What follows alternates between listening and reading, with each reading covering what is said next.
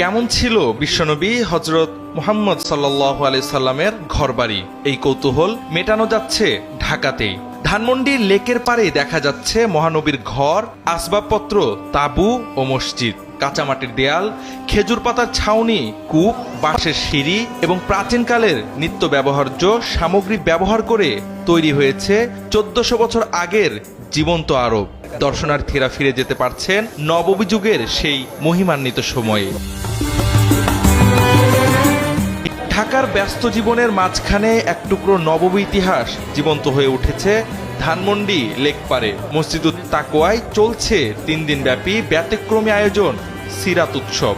বইয়ের পাতা বা ধর্মীয় বক্তৃতার গণ্ডি ছাড়িয়ে দর্শনার্থীরা দেখতে পাচ্ছেন 1400 বছর আগের আরব সমাজ ও রাসূলুল্লাহ সাল্লাল্লাহু আলাইহি সাল্লামের যুগের জীবনের বাস্তব প্রতিচ্ছবি। বিশেষ আকর্ষণ হিসেবে রাখা হয়েছে ফাতেমা রাদিয়াল্লাহু তাআলা আনহা এর ঘরের আদলে নির্মিত একটি কক্ষ, যা সরলতা আর পরিমিত জীবনের এক অনন্য নিদর্শন হিসেবে উপস্থাপিত।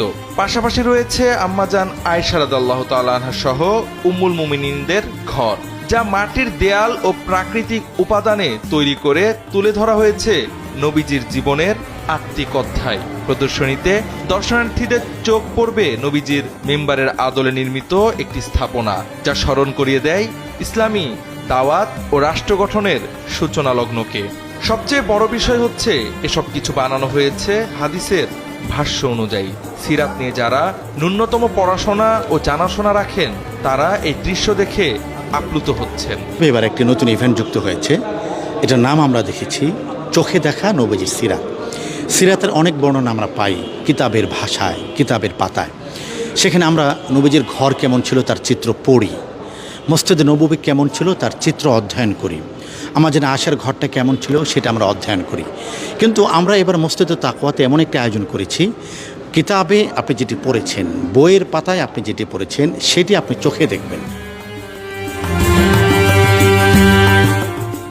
আমরা হাদিসের ভাষায় যেভাবে রসুলের সিরাতটা পড়েছি, অধ্যয়ন করেছি, এবং শামাইলে তিরমিজির মধ্যে যেভাবে আমরা হাদিসের ভাষা অনুযায়ী আল্লাহ রসুল সাল্লাল্লাহু আলাইহি সাল্লামের রওজা মুবারক কেমন ছিলেন, তা আল্লাহ রসুল সাল্লাল্লাহু আলাইহি সাল্লামের মিম্বার কেমন ছিল, আম্মাজান ফাতেমা রাদিয়াল্লাহু তাআলা আনহার ঘরটা কেমন ছিল, এবং কি আরবের কূপগুলো কেমন ছিল, সেইটা আমরা হাদিসে পড়েছি।